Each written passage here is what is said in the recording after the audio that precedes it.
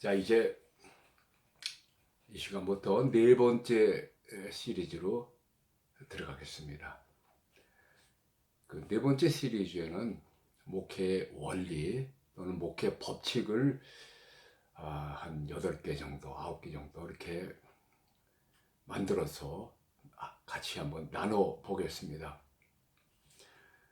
그 첫 번째 것이 가장 중요한 원리고 또 법칙입니다. 뭐냐면 예수를 신뢰하라는 거예요. 예수 믿어라. 이게 목회의 제일 첫 번째 그리고 제일 중요한 원리가 되겠어요.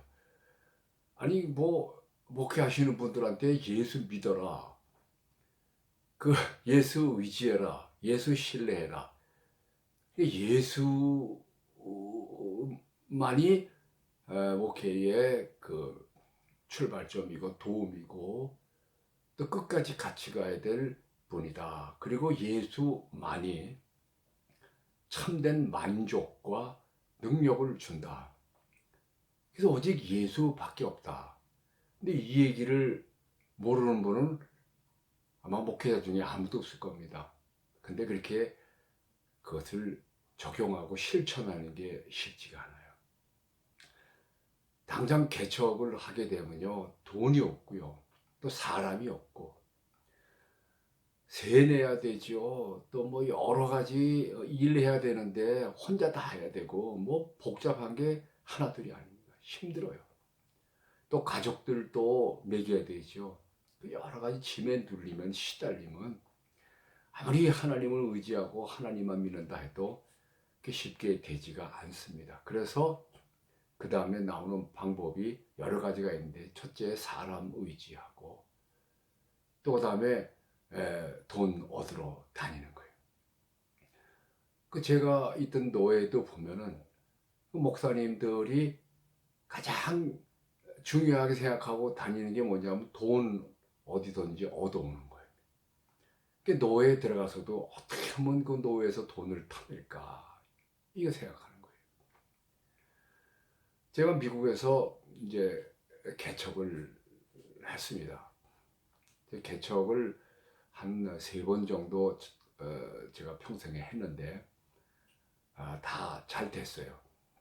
제가 뭐 똑똑해서 그런 게 아니고 저는 이 원리 예수만 의지해라 그 원리를 늘 지켰습니다. 노예에서 그때 미국에 또 노예 들어가기가 참 힘듭니다. 그 장로교회 여러 번 시험을 봐야 돼요. 근데 그 노예 들어가서 일단 이제 노예 목사가 됐어요. 그래서 제가 개척을 한다고 그러니까 노예에서 총무 목사님이 찾아왔어요.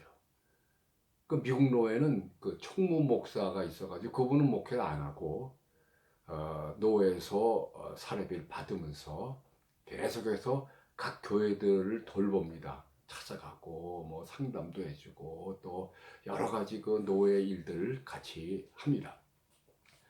노예 총무가 방문해 주셨어요. 그래서 여러 가지 얘기 다 듣고 제 개척하는 걸 보고 그 미국 교회 어디 오후에 예배 드릴 수 있도록 또 장소도 마련해 주고 하면서 저에게 그 완전한 사례비 그러니까 목회 시작한 목사로서 처음 받는 1호봉 완전한 그 사례비를 주겠다는 거예요. 또 노회에서는 그것이 법으로 되어 있어요. 개척을 하면 완전한 그 사례비를 줍니다. 노회에서. 제가 그때 학생이었었는데 뭐 순식간에 다 해결되잖아요. 뭐 학비서부터 그 생활비서부터 그러니까 너무 쉬운 거죠. 근데 그때 제 마음속에서 들리는 음성이 있었어요. 어, 처음부터 끝까지 예수 의지하고 살게 됐으면 그 예수로부터 그것을 받아내야 된다. 그래서 제가 그 노예 총무님한테 그 얘기를 했어요. 그 노예에서 제가 사례비 안 받으면 안 됩니까? 왜 그러냐? 그래서 제가 그 노예 들어가서 잘 보니까 그 목사님들이 노예에서 나오는 사례비 그거 의지하고 그 다음엔 힘을 다해서 목회를 하지 않는 것을 봤습니다. 맨날 돈을 들어다니고. 그래서 저도 그 꼴 날 것 같아서 노예에서 사례비 안 받고 양들한테 사례비를 얼마가 되든 받겠습니다. 이것이 제가 배운 목회의 원칙입니다. 속으로 저도 말하면서도 겁이 좀 났어요. 그래도 한번 원칙대로 해보자. 제 나름대로. 그랬더니 그분이 저를 보고 지금 네가 하는 말 무슨 말이지 아느냐? 아, 왜 모르느냐? 몇 번이나 물어봅니다. 너 지금 확실하냐? 그렇다. 그랬더니 자기 평생에 이런 사람 처음 본대요. 그리고 마음이 바뀌면 얘기하라고 갔어요. 근데 그 후에 1년도 못 돼가지고 노에서 주는 그 완전한 사례비보다 더 많은 사례비를 받게 됐어요. 근데 뭐 제가 지금 자랑하려는 것이 아니고 이 정석대로 하면은 그 먹고 사는 문제는 쉽게 해결이 됩니다. 제가 1973년에 대학 졸업하고 장로회 신학대학교에 그 신대원 과정에 들어갔습니다. 근데 제가 집에서 안 믿는 집안이었어요. 그래서 부모님 다 안 믿고 근데 저 혼자 대학교 3학년 때 예수 영접하고 그리고 기독학생회 일 하다가 졸업하면서 나 신학교 가야겠다 결정을 하고 제 아버지한테 육신의 아버지한테 말씀을 드렸어요. 그랬더니 너무 실망해가지고 그 육신의 아버지는 그 천도교의 굉장히 높은 분이었어요. 나중에는 다 두 분 다 예수 믿고 돌아가셨지만 너무 실망해가지고 집에서 나가달라. 그 집에서 쫓겨났습니다. 그 이제 교회는 어떻게 되느냐? 교회 담임 목사님이 제가 참 예수 잘 믿고 성령 받고 막 청년의 활동 열심히 하고 그럴 때는 참 천사처럼 대했습니다. 뭐 전도도 많이 했어요. 청년회도 크게 부흥시키고 성가대 지휘도 하고 뭐 교회에서 정말 탁월한 예수 믿는 청년으로 모두가 저를 좋게 얘기했는데 제가 신학교 가겠다니까 담임 목사님이 그러냐고 그러더니 어느 날 그냥 교회를 나가라고 어떻게 나가라냐면 예배 마치고 나니까 문에서 인사하시면서 저보고 다른 교회 가기로 했다면서 잘 가라고 그렇게 쫓아내는 거였어요. 그래서 저는 뭐 전혀 돈이 한 푼도 없으니까 대학교 때 그 원서들 좀 사놓은 거 그거 헌책방 가서 팔고 해서 겨우 입학금만 마련을 해서는 기숙사에 갔습니다. 가가지고 가는 첫날부터 굶었어요. 한 사흘 정도 굶었습니다. 근데 그때 제 마음속에 이제 그 평생을 제가 결정할 제 결단을 내려야 될 건수가 하나 딱 떠오르는데 지금 굶고 있는데 내가 어떻게 공부하겠느냐. 뭐 학비도 하나도 없고 앞날이 보이지가 않지 않습니까? 그런데 제가 일하는 교회 가가지고 교인들한테 나 굶었습니다. 또 그 아주 표정도 슬프게 짓면서 굶었습니다. 힘이 없습니다. 이러면 그들이 돈을 안 주겠느냐? 또 나 학비도 하나도 못 댔습니다. 그러면 어떻게 해서라도 좀 뭐 일부라도 마련해 주지 않겠느냐? 그게 쉬운 방법 아니에요, 그게? 그래서 제가 그때 마음속으로 생각을 많이 했습니다. 과연 이것이 기도의 응답이냐? 아니면 구걸의 응답이냐? 확실치가 않은 거예요. 물론 돈이 하늘에서 비처럼 쏟아지는 게 아니고 누군가 사람을 통해서 오지 않습니까? 그럼 내가 돈이 필요하다고 얘기해서 받아내는 거 이건 잘못된 거 아니지 않느냐. 뭐 마음속에 갈등이 참 많은 거예요. 그러다 제가 결론을 내렸습니다.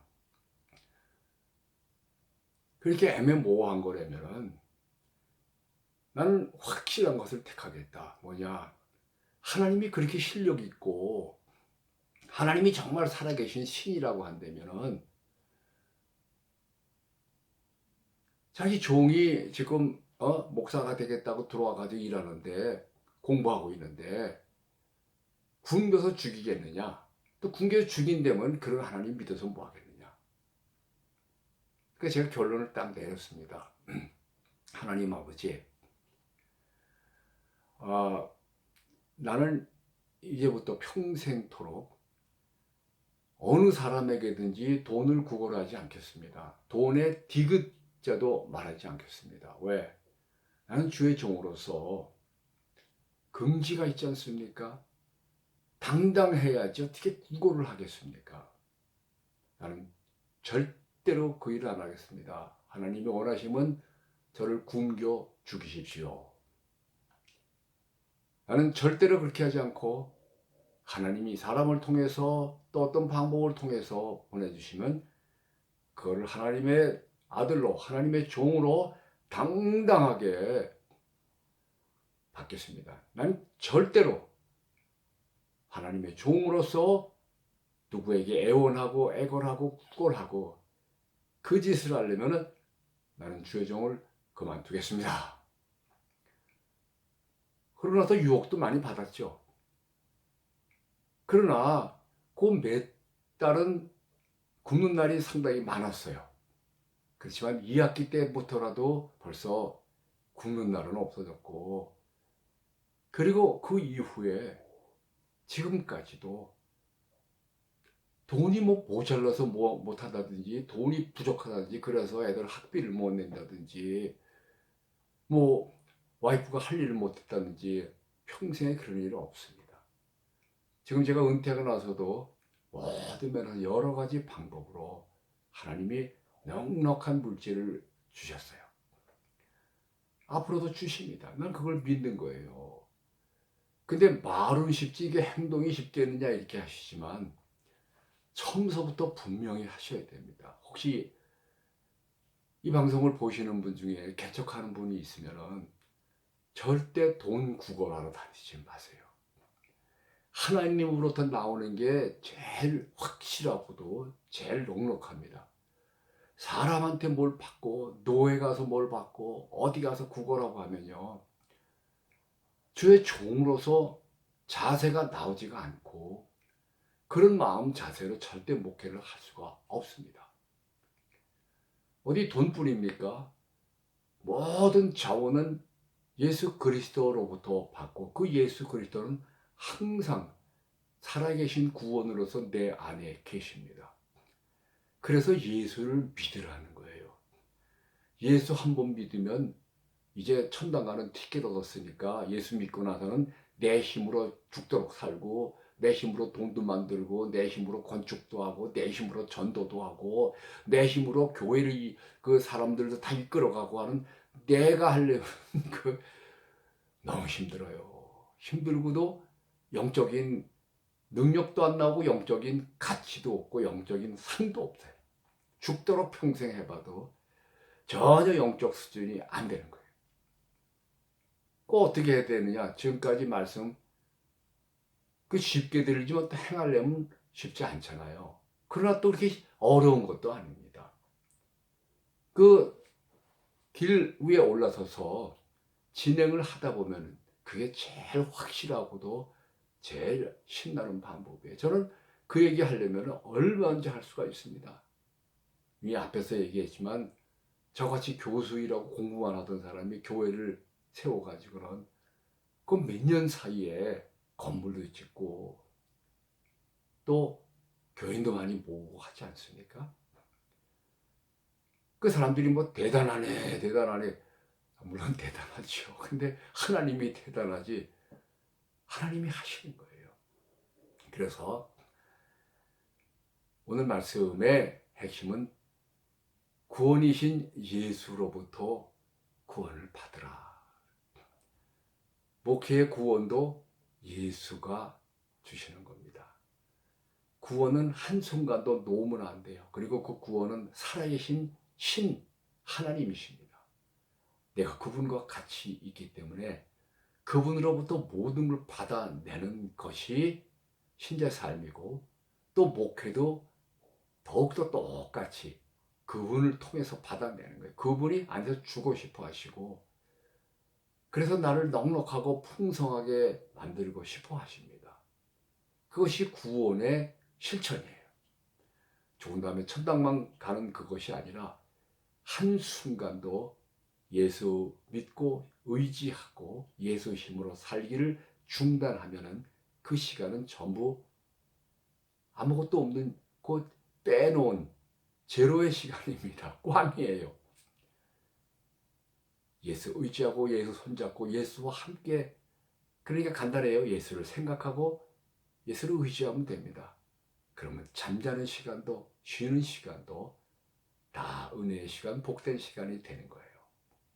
목회의 가장 기본이고 첫 번째 되는 원리는 예수만 믿어라. 예수만 의지해라. 한순간도 놓치면 안 된다. 바로 이것입니다.